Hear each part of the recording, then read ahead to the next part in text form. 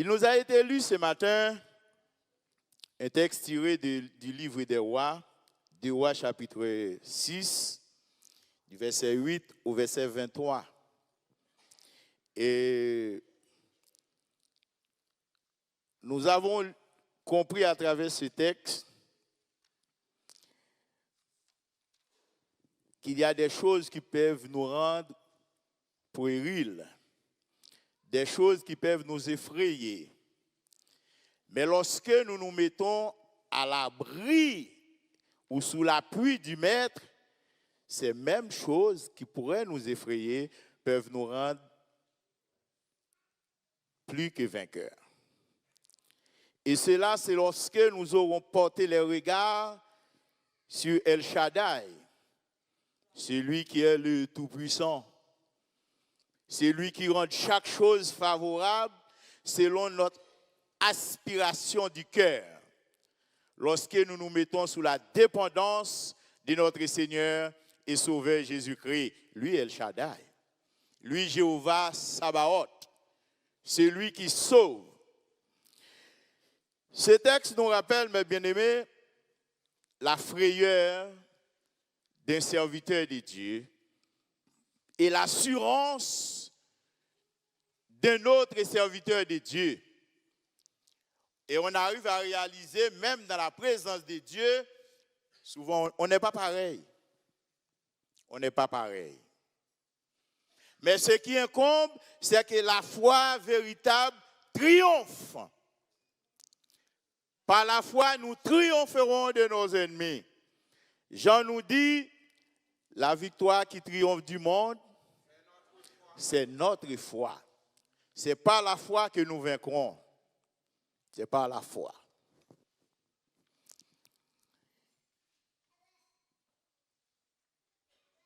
Et en tant que chrétiens,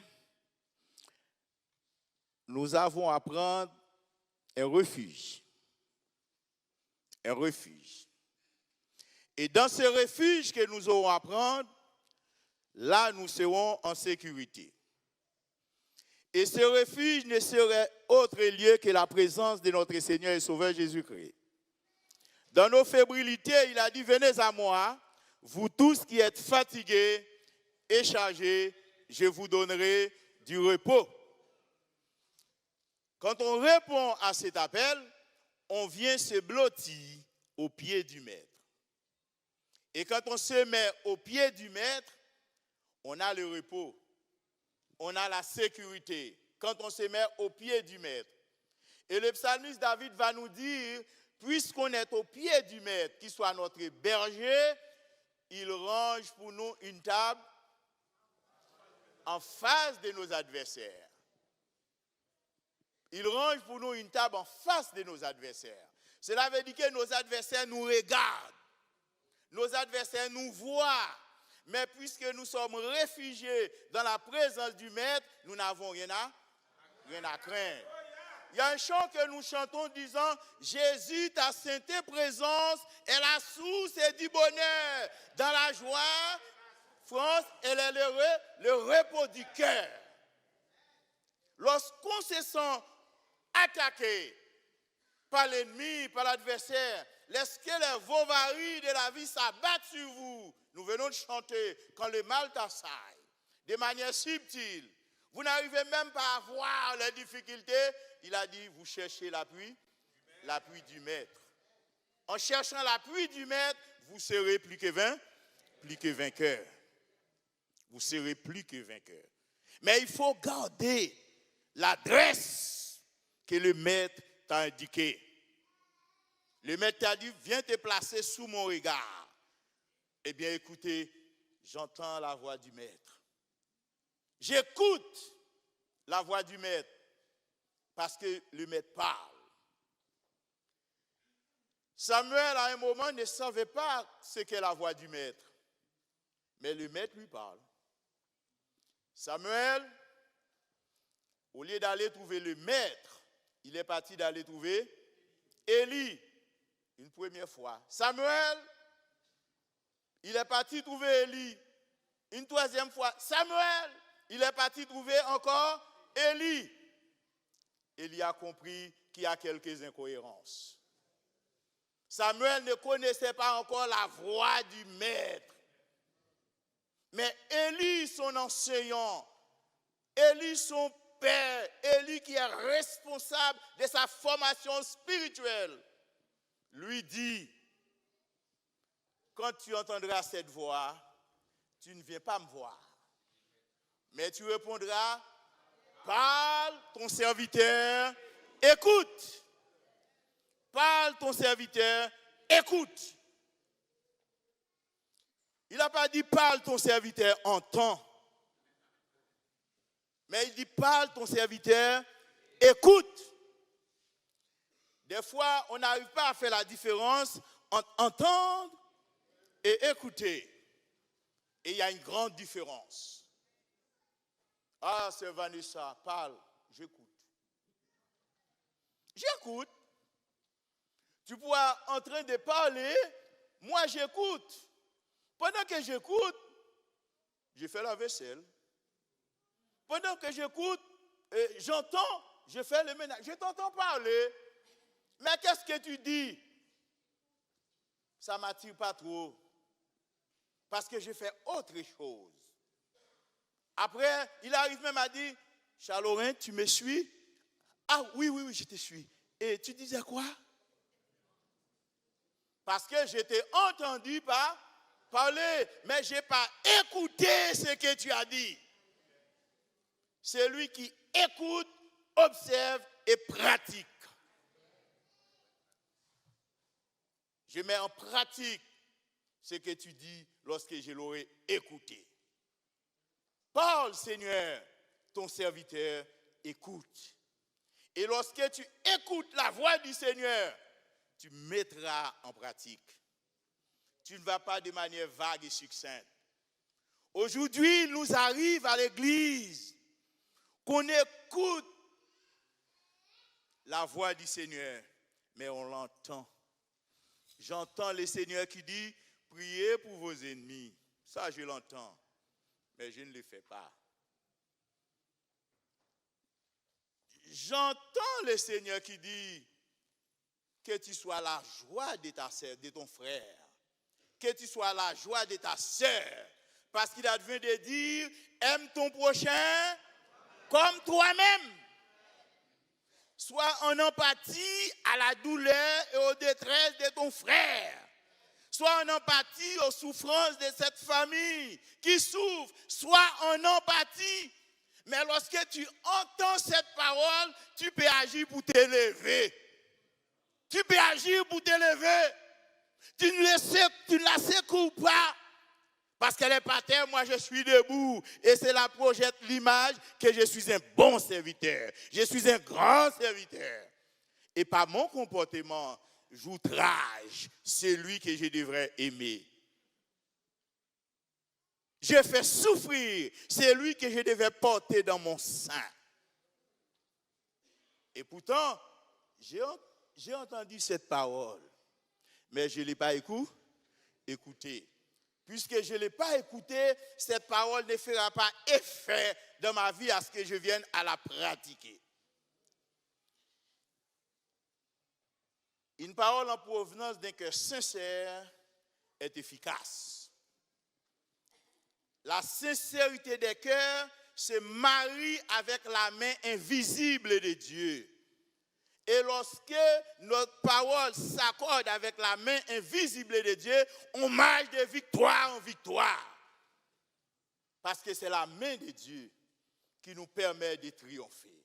Dans le psaume 145 au verset 14, il a dit, je me laisse trouver par tous ceux qui me cherchent.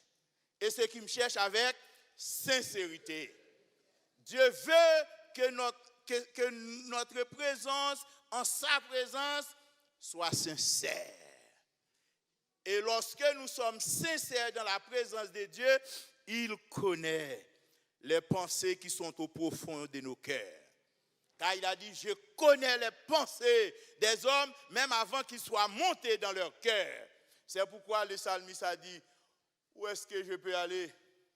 Pourrais-je me dérober dans ta présence? Nulle part. J'aurais bien aimé monter, tu es là-haut. J'aurais bien aimé descendre caché dans les profondeurs. Là encore, tes yeux me verraient. Et puis il a vous dit, regarde Seigneur, si je suis sur une mauvaise voie, conduis-moi sur la voie de l'éternité.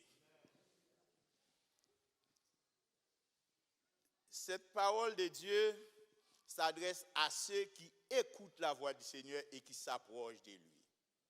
Et lorsqu'on s'approche de Dieu, Dieu nous équipe pour jouir le bonheur de sa face. Il enlève nos soucis, il enlève nos inquiétudes, il nous donne de l'assurance.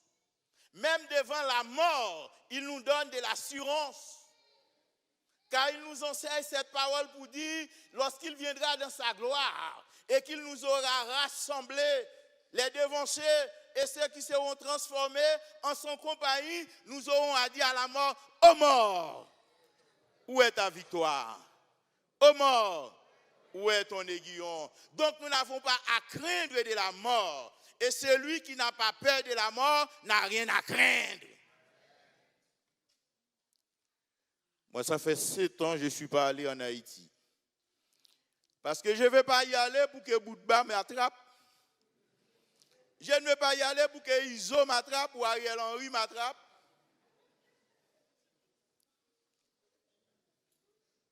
Je ne vais pas aller aussi me réfugier à l'église parce que j'ai vu le 28 février 2021, l'église s'était réunie pour cotiser dans l'assassinat.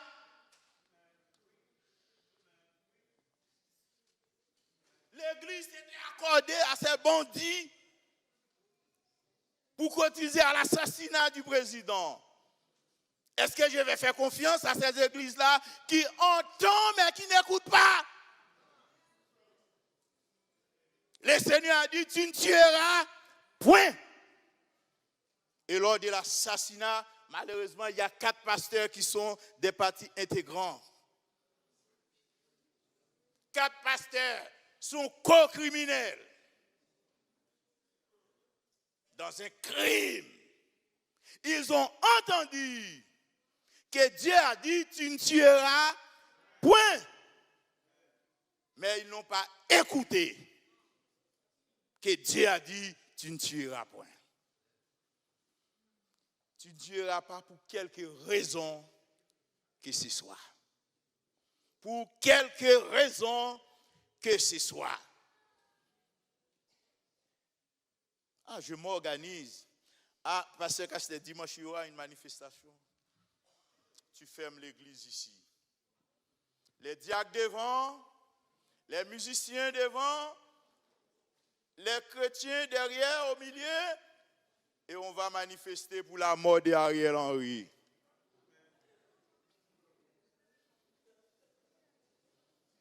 C'est ça la mission du chrétien? C'est pas ça la mission du chrétien. Dieu nous donne sa parole. Et la parole du Seigneur est une épée à deux tranchants. La parole que nous avons reçue de Dieu, c'est la toute puissance de Dieu. Et Dieu nous donne sa parole sans restriction. C'est lui qui a la parole de Dieu à Dieu dans toute son entièreté. Car Jésus a dit,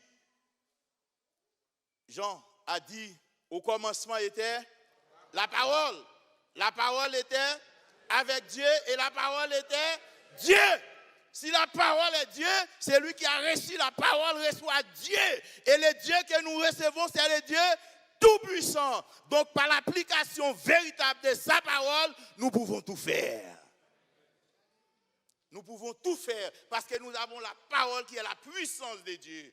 Et cette parole, lorsque nous l'avons et nous la gardons de manière véritable, nous pouvons écrire notre histoire.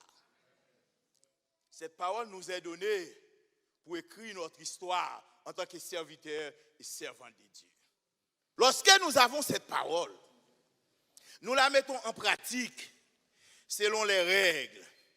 Cette parole est efficace, car la Bible nous dit que la parole de Dieu, c'est comme une épée à deux tranchants, qui est puissante pour séparer moelle et jointure, âme et esprit. Donc la puissance de cette parole est efficace lorsque nous le faisons monter d'un cœur, mais d'un cœur sincère. Un cœur qui ne conçoit pas l'iniquité. Car David a dit, si j'avais conçu l'iniquité, ma prière ne sera pas exaucée. Si j'ai eu dans mon cœur des choses cachées, j'ai eu des malices dans mon cœur, si mon cœur n'est pas libéré, je peux prier du 1er janvier au 31 décembre, de minuit à minuit, ça ne servira à rien. Parce que je rendrai inefficace la puissance de la parole de Dieu. Mais ce matin, on est en présence des serviteurs de Dieu qui a reçu la parole de Dieu pour l'exercice de son ministère en la personne d'Élisée.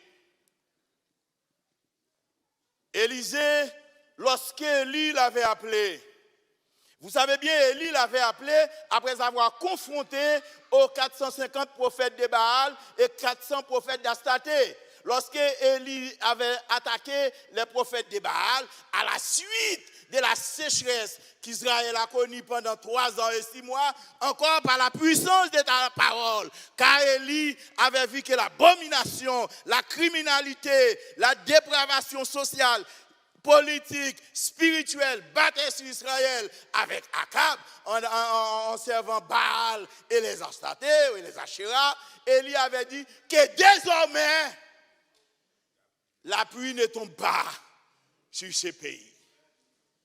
C'est la parole des serviteurs de Dieu. Que désormais, la pluie ne tombe pas. Et cela va perdurer pendant 3 ans et 6 mois.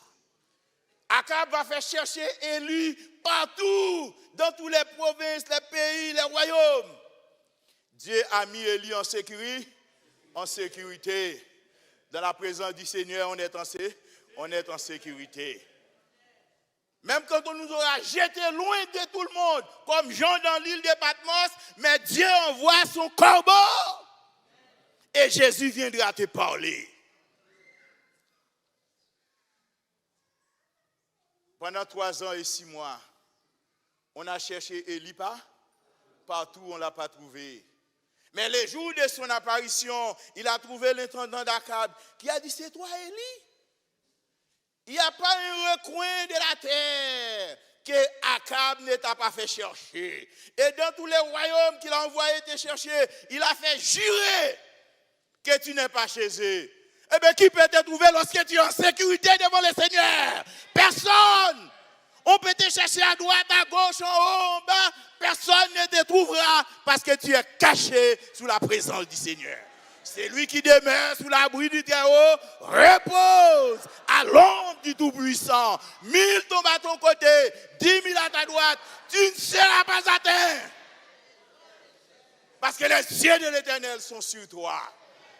De retour,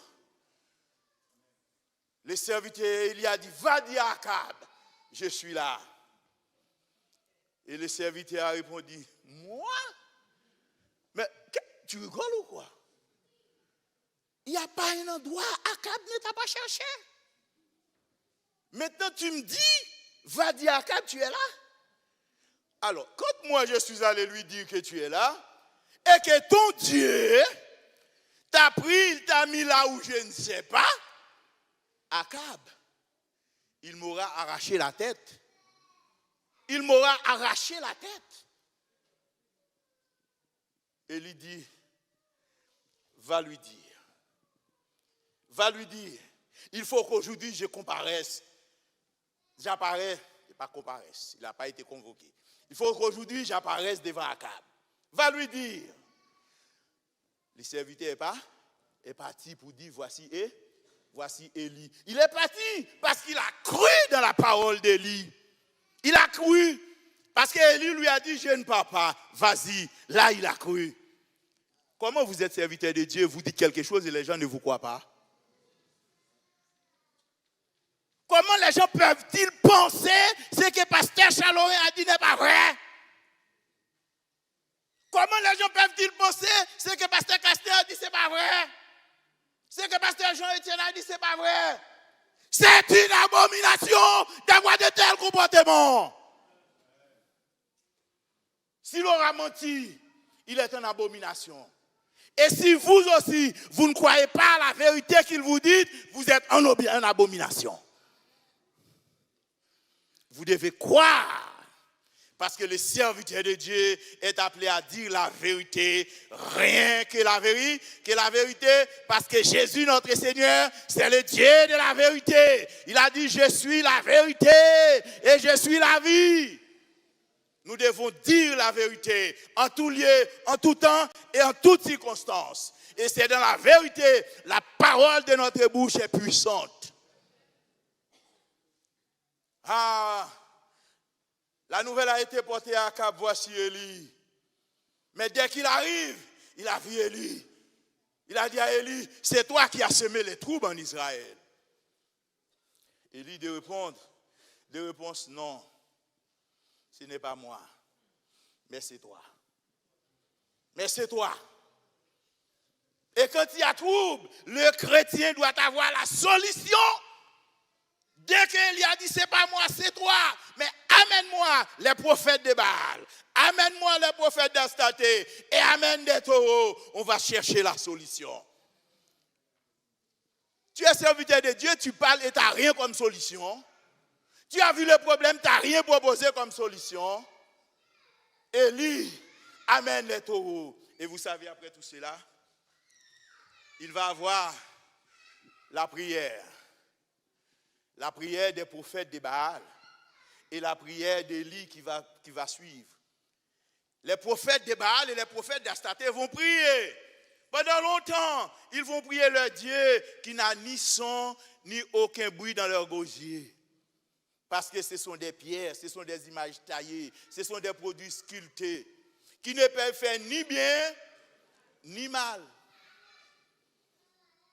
Aujourd'hui, malheureusement, dans l'église, il y a des chrétiens qui minimisent Dieu en manifestant de la peur pour le monde. Notre Dieu, il est le tout-puissant, il est le tout-puissant. Vous savez, par la suite de cet épisode, Jézabel va faire dire à Élie que les dieux, bon qui ne sont pas dieux, mettraient dans toutes les rigueurs si aujourd'hui ta tête reste sur ton cou. Élie a pris la fuite. Mais Dieu lui a placé dans les services. Il a pris la fuite. Dieu va te dépêcher pour lui dire, Élie, qu'est-ce que tu fais là? Tu n'es pas dans l'adresse que je t'avais donnée. Tu n'es pas à ton adresse. Tu fais quoi là? Élie va répondre, j'ai déployé mes ailes. J'ai déployé mes ailes. Et Jézabel veut s'en prendre à moi. Je fuis. Tu as fui. Vous savez, tu sais, ils ont tué tous les prophètes. Il ne reste que moi.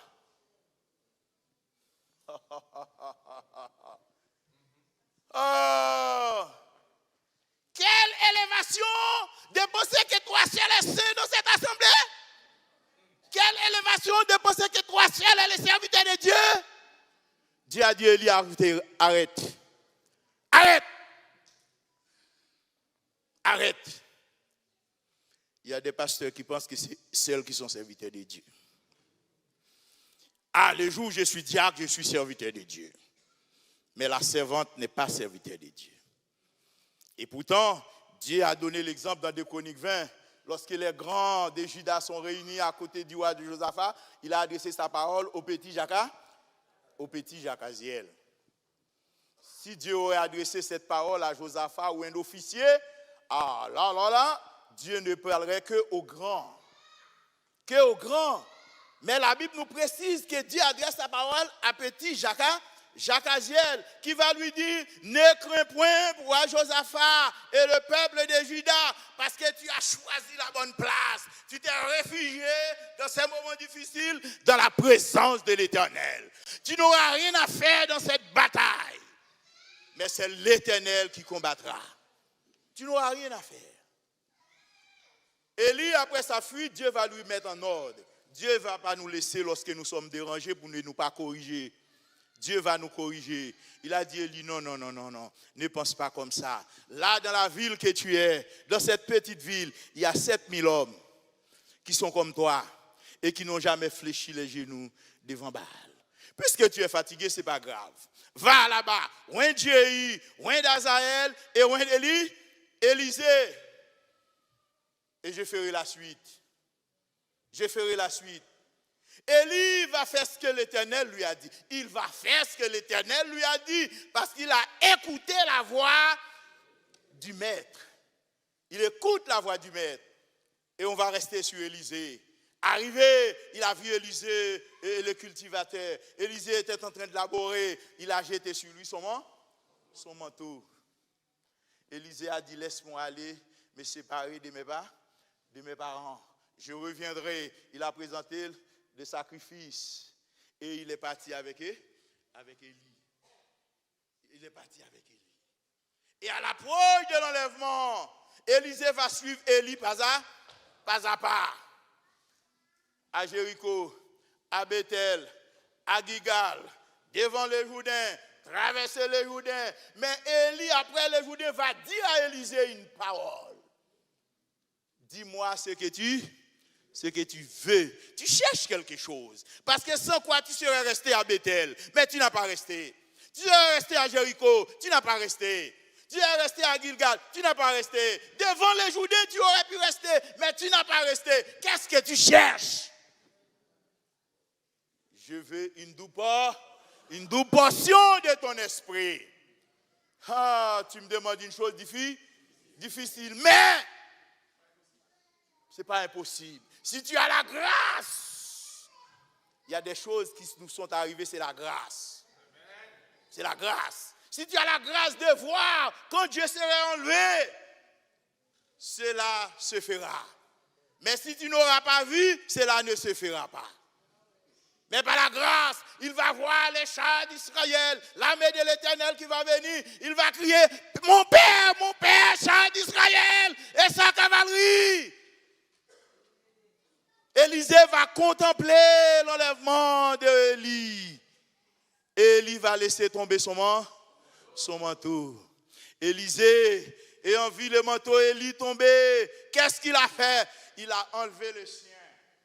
Il a enlevé le sien et il est parti prendre celui qu'Élie a laissé tomber. Un nouveau ministère, une nouvelle fonction. Et de retour, j'ai trouvé ce que j'ai cherché. J'ai pu aller me mettre en service. J'ai trouvé ce que j'ai cherché. Je vais me mettre en service. Et de retour, devant les Jourdains, il va faire comme Élie avait fait. Comme Élie avait fait. Comme Élie avait fait. Comme Élie avait fait. Aujourd'hui, combien de fois nous sommes là, nous ne voulons pas faire comme Jésus. Nous voulons faire comme nous voulons. Nous faisons ce qui nous plaise. Nous voulons faire ce que notre société actuelle nous réclame. Nous ne voulons pas faire comme Élie a fait. La parole de Dieu ne change pas. Dieu est le même hier, aujourd'hui, éternellement. Et c'est lorsque nous nous laissons utiliser par le Saint-Esprit, qui était là de toute éternité, nous serons efficaces dans l'œuvre du Seigneur. Où est le Dieu d'Élie?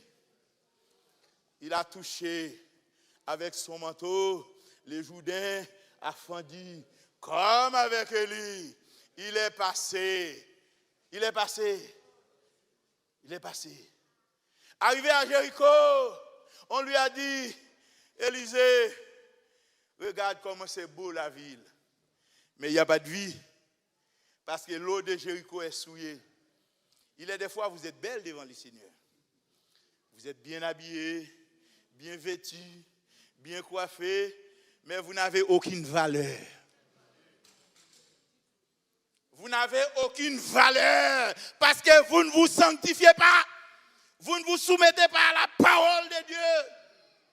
Mais Élisée va dire, apporte-moi un plat neuf et mets-y du sel. Et il va à la source, il va vider et l'eau va assainir. L'eau va purifier. L'eau va donner la vie. Lorsqu'on arrive à la pratique de la parole de Dieu, on donne la vie. Et par la suite, mes bien-aimés, Élisée apporte la vie dans cette eau sans vie. Mais aussi, Élisée va apporter le jugement. La Bible nous dit que Élisée s'appelle Élisée, fils de Shaphat. Élisée, fils de Shaphat. Élisée qui signifie. Oh. Élisée qui signifie. Oh. Dieu sauve. Mes bien-aimés. Élisée signifie Dieu sauve. Et Shaphat qui signifie jugement. Dieu sauve, mais Dieu juge. Dieu sauve, mais Dieu juge. Qui Dieu jugera-t-il? Les impudiques, les moqueurs, les débauchés, les homosexuels. Dieu les jugera. Et ils seront condamnés. Aujourd'hui, on nous empêche de dire que les homosexuels sont abominables à Dieu. Oui, ils sont abominables à Dieu. Ah, on est en France, il ne faut pas dire ça. Il ne faut pas dire ça. On est en France. Il faut pas dire ça. La France, c'est le pays des homosexuels. Et comment dirais-je, et quand la loi fait les choses, c'est quoi encore? C'est le pays du mariage pour tous, c'est pas grave. Mais c'est des choses légalisées. Il ne faut pas dire ça. Il ne faut pas dire ça. Non, les homosexuels, ils sont acceptables dans la société. Il ne faut pas dire ça parce que la loi les donne les droits. Mais est-ce que cette loi les donne les droits d'entrer dans le royaume de Dieu? Ils sont perdus. L'Église a pour mission de les rappeler et de les ramener à Christ.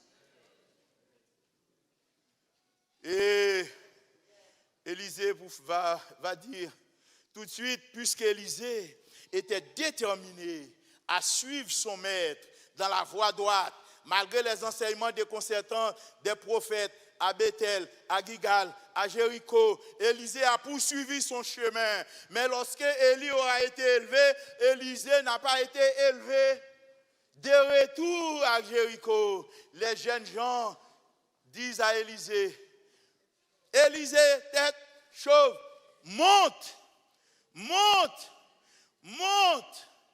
C'est une ironie. Il a charré Élisée pour le créole. Il a charré Élisée. Pourquoi ils le mettent en dérision? Parce qu'Élisée était assuré. Et il savait que Élie va être enlevé. Comme Élisée n'est pas enlevé, de retour, ils le mettent en dérision. Élisée a fait quoi? Il les a maudits. Vous n'avez pas à avoir peur de dire ça. Dieu punit les méchants. Vous n'avez pas besoin de trembler pour dire Dieu punit les méchants. Il met en dérision Élisée en disant, ouais, tu penses qu'on t'a monté tout, eh bien montez non, montez non, Élisée les maudits. Une fois Élisée a prononcé la parole, des ours sortaient dans un buisson et il déchire 42 de ces jeunes garçons. On ne joue pas avec les serviteurs de Dieu. Ne vous permettez pas de parler n'importe comment avec les serviteurs de Dieu. Ne vous permettez pas de faire ça. Parce que Dieu est toujours là en compagnie de son serviteur. Il est là. Ne perdez pas la direction de vous mettre en opposition à la voix du serviteur de Dieu. Car Jésus a dit, qui vous a autorisé de juger mon serviteur? S'il tombe, c'est à moi de le relever. Qui vous a établi juge sur mon serviteur. Et sa défaillance me regarde. Sa défaillance me regarde.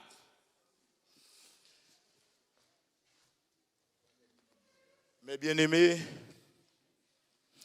nous devons avoir la crainte pour la pratique de la parole de Dieu. Aujourd'hui, malheureusement, dans nos assemblées, on trouve des quêtes, des compétences, des quêtes de talents, mais pas pour la crainte. On peut faire ce qu'on veut dès qu'on a des talents. On peut faire ce qu'on veut dès ce qu'on peut transmettre. Pasteur Charles, qui paye qui coûte là comme souvent me paye, je prêche ici à papa. T'as longtemps dans le monde entier. Aujourd'hui, on ne prie pas dans sa chambre, mais on prie sur TikTok, on prie sur Facebook, on prie sur Instagram, on prie sur je ne sais pas quoi. Et qu'est-ce que Dieu nous dit? Rentre dans ta chambre, ferme ta porte et parle à ton Dieu qui voit dans le secret. Mais le monde a changé les principes. Et après, on vous dit, partage. Si tu ne partages pas, tu n'es pas serviteur de Dieu. Menteur. Parce que je ne partage pas, je ne suis pas serviteur de Dieu pour ça. Dieu résiste aux orgueilleux, mais il fait grâce aux humbles. Aujourd'hui, les réseaux sociaux disent partage, partage, partage. L'église dit partage, partage, partage. Et pourtant l'église dit allez, allez, faites de toutes les nations des disciples. Je ne suis pas contre les réseaux sociaux. Mais moi, les prières sur les réseaux sociaux, je suis en opposition. Ça, je le dis cash. Et c'est mon idée, c'est moi. Ah, toi aussi? Ah, moi, je ne suis pas là. J'ai pris mon Dieu. Aujourd'hui, on nous vend des livres de prières. On nous donne des prières dictées. Et pourtant, la Bible nous dit que la prière est une communication avec Dieu. Je dis à mon Père, à mon Dieu, ce que mon cœur ressent. Je lui dis ce dont j'ai besoin. Mais tu vois, aujourd'hui, c'est Dana qui me dit ce que tu dois dire. Pasteur Chalorin va prier. Quand tu pries, dis, mon Dieu, tu es X, tu es Y, tu es Z. Et moi, je répète, mon Dieu, tu es X, tu es Y, tu es Z. Comme un égaré. Je ne sais même pas parler à mon Dieu. Mais bien aimés, utilisons la parole de Dieu selon les règles, selon les normes, avec un cœur sincère, avec un cœur rempli de grâce.